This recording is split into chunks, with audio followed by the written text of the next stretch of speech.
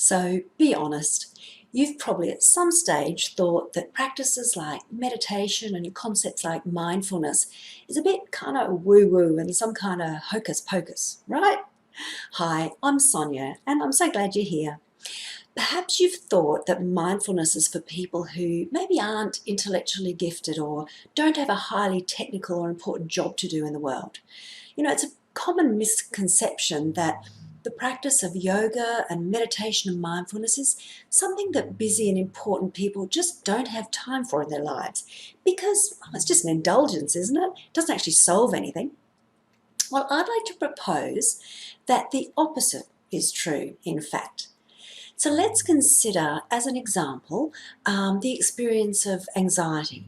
Lots of people these days report to have high levels of anxiety in our world, so it's a great example.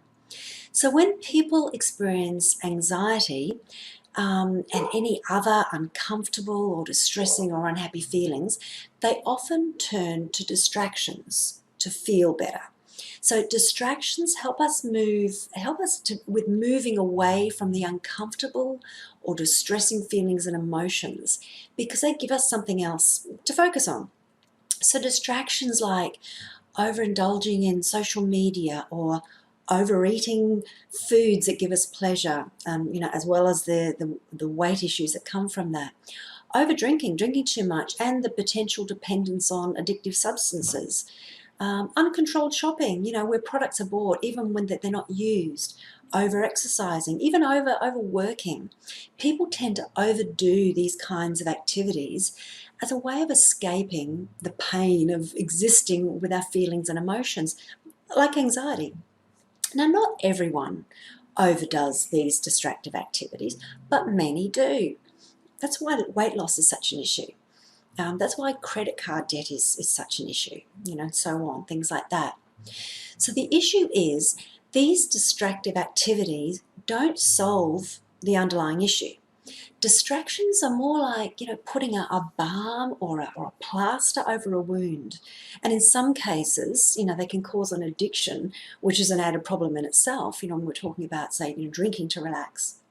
So distractions can seem to alleviate issues like anxiety because we forget about it for a bit, for a while, while we're overindulging in those consuming things like shopping or eating or, social media, or, when we're disappearing into what's essentially a fantasy, you might say. We're escaping from it. And we're also rewarded by the spurts of feel-good chemicals from our brain. So these distractions get us away from those uncomfortable feelings for a time. But so often these distractions are really escapism, and they might be a one-way ticket to nowhere good. On the other hand, I suggest that mindfulness, rather than being a distraction or a way of escaping, is a way of relieving feelings of anxiety, for example.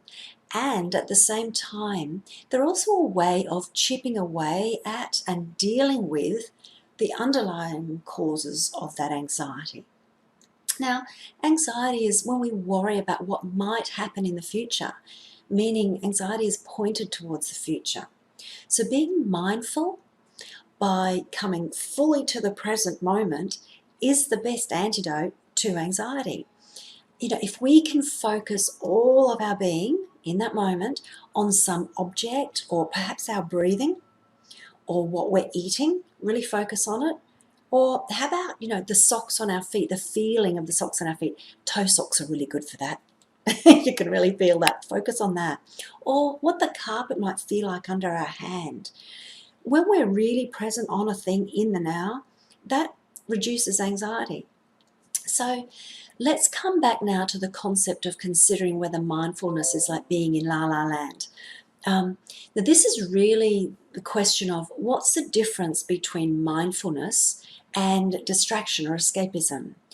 Now, mindfulness is purposefully deciding to turn towards life with all of its ups and downs, its good and its bad, and being with it and embracing it, and in doing so, dealing with it.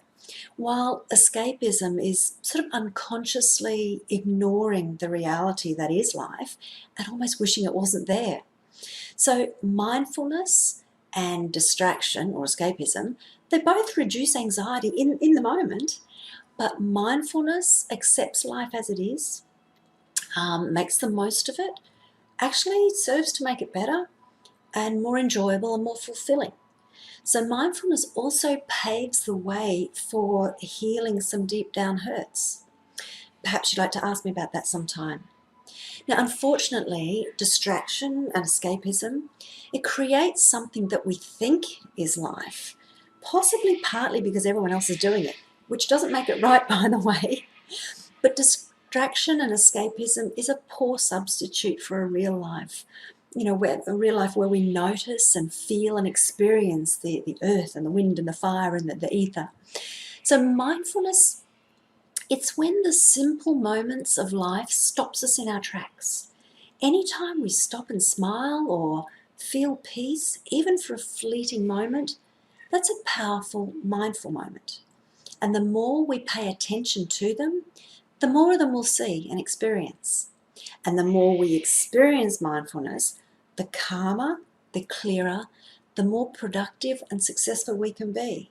So far from being anything to do with being in La La Land, those who are mindful are much more able to contribute, to problem solve, to create and empower than you can ever believe.